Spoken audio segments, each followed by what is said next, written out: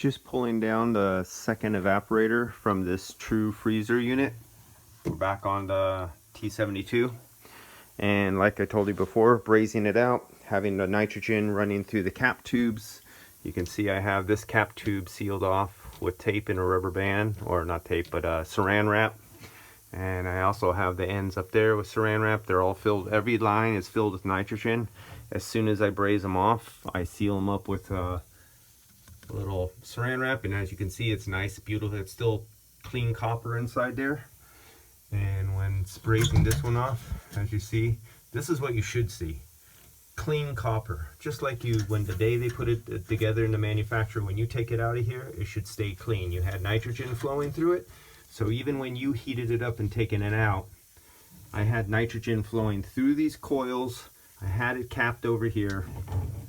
So even as I heated this up and I popped this up a little bit, it broke free and nitrogen was literally coming up the sides of this copper. So even this copper was hot. As it was coming up, nitrogen was pushing out. So even the surface of this copper, when hot and pulled out to the atmosphere, did not oxidize because of the flow of nitrogen that was pushing out of here, never allowing it to oxidize to the surface when exposed to heat, because there was a flow of nitrogen, not oxygen, from the atmosphere, so it did not oxidize. And looking at the caps there, look at the end. I'm actually getting hit in the face with nitrogen right now through that little end. I have to look at that a little careful. Was that cut really carefully? Was it really nice? Or did they neck it down a little bit? It looks pretty good. I'll try to, yeah, looks pretty good. Doesn't look neck down or nothing. Maybe something in there. I'll try to clean it and see what's in there. And before putting this whole system together, I will flush an AC solvent up the lines and out the cap tubes, make sure they're clean. I'll seal this while the nitrogen is flowing. I'll seal it right now and never let it get exposed. But I know this refrigerator ran flat on refrigerant once, so there could be some moisture. Somebody, I believe, may have serviced it before, so I don't trust other people when they service stuff. And this is the original switch. I was reading the instructions from True, have their instructions downloaded on a PDF, and so I will read on that, and I'll make sure the cut in and cut out are set properly on here, and all the adjustments are done correctly by the manufacturer. Little corrosion on that capillary right there, but when I put that back together and I slip it inside its copper jacket, I'll probably put some heat compound paste on there so it has better contact between this thermal, you say thermocouple, but it's filled with gas, it's a capillary tube, and the copper jacket that is inside there. Where's that at? Ah, right here. So on the other one that came from, it was a long copper tube that is mounted right here in the sleeve. So I'll put thermal paste compound so this is in better contact with the actual fins themselves. And as you can see, the epoxy is chipping off. The copper has turned black from oxidizing, from being exposed to cleaning chemicals and everything like that. And so I'm going to strip this and re-epoxy coat it, and we'll be good to go.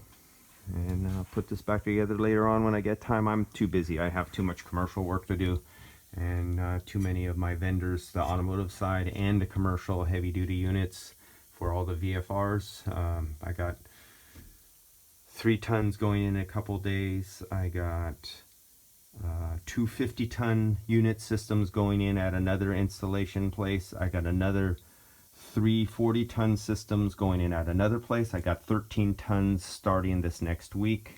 I got another 8-ton unit going in. So me and my son are busy quite a while. We're booked up for the next year, non-stop. We actually cherry pick and turn down more jobs. Our way of doing business, that if the client has to keep asking, and so, oh, I want this, and they want to try to nickel or try to change things, or I don't think this works, somebody told me this works, and when they start doing that, I have no time to talk to them. and it's the guy who lays cash in my hand and purchases equipment and get it delivered to their place. That is the guy whose job I start. And the guy who unfortunately is getting opinions from other people, or he wants to check around, that's fine, go check around, but I'm working every day. I go, unless you're going to put me on retainer every day and give me like $1,800 a day so I could sit home and do video games while you decide what system you want to take, I have to put you on the back burner. And then they ask me, oh, I want you to start my job now. I go, the other guy just gave me, bought 110 grand in equipment from me, and it's being delivered tomorrow. I'm now on that job for the next 6 weeks. So what you thought you were going to get started 2 weeks from now, while you kept going back and forth, I'm on the next guy. And I've been doing this for 30 years now, and money talks, bullshit walks. You have it, you don't have it.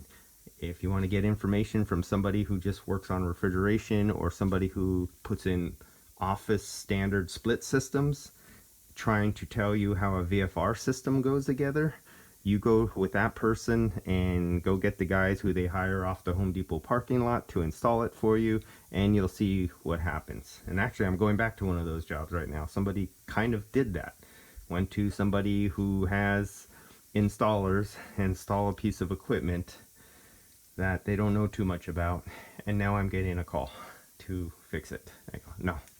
And another person just purchased one of my systems, went around, circumvented me, and wanted to go to direct because he has a general contractor's license. He called it, now he calls me up to install it.